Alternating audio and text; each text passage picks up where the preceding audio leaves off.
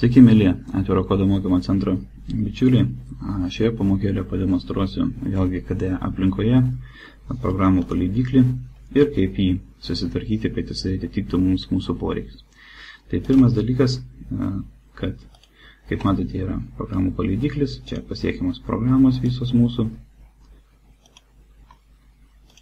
Kompiuteris, tai yra programų valdymas bei vietos pasiekimas, paskiausiai naudojamas, tai bus naudotos programos bei pasiekti dokumentai ir išėjimas, sesijos išėjimas ir sistemos išėjimas.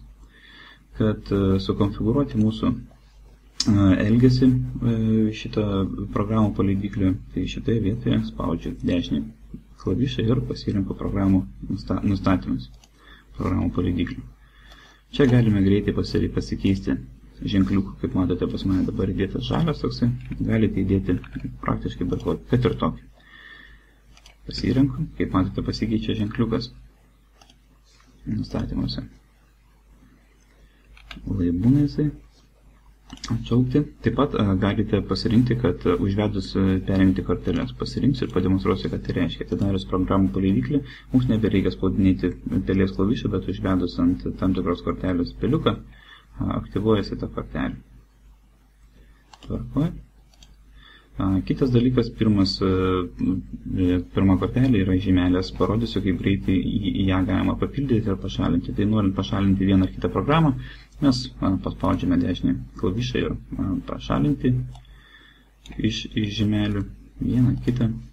Bei, pavyzdžiui, parašius kažkokią tai programą, išfiltravusią, paspaudžiant jos dešinį klavišą ir įtraukti į žymelės. Ir kaip matote, atsiranda žymelės. Ir su pelės kairiu klavišu mes galim persitraukti į mums reikalingą vietą.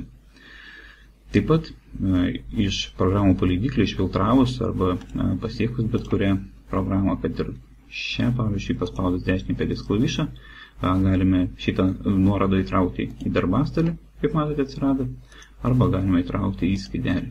Kaip matote, atsirado štai čia mes. Šalinsiu.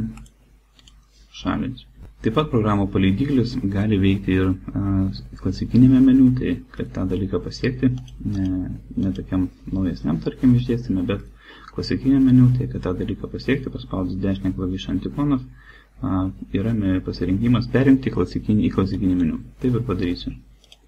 Kaip matote, pasiekimas yra klasikinės, anesis KDE aplinkos meniu, kur viršuje yra dėstamos paskutinės programos ir naudotas ir komandos. Yra programos visos išdėliotos, pagalba, žymelės, komandos vykdymas bei išėjimas. Atsijungti iš sesijos arba iš sistemos. Taip pat, kad pasitvarkyti arba nusistatymus kažkokius nusistatyti šitą valdyklį, paspausiu dešinį klavišą ir pasirinksiu nustatymus. Čia galiu pasipildyti savo paleidiklį įvairiomis funkcijomis, galite pasižaisti, kaip sakant. Taipogi galite pasikeisti ikoną ir pasirinkti formatą, kaip dėstomos visos programos. Šiuo metu, kaip matote, yra programos pavadinimas ir aprašymas. Galite pasirinkti tik pavadinimą, jeigu taip geriau, ir nusistatyti paskiausias programos, kokios buvo naudotos. Į 5. Spausiu gerai. Matote, liko tik tais pavadinimai pas mus ir pakeisti ikonėlį. Tai ką, dėkui, kad žiūrėjote, patogaus ir produktyvaus darbo jums su KDE aplinka. Iki.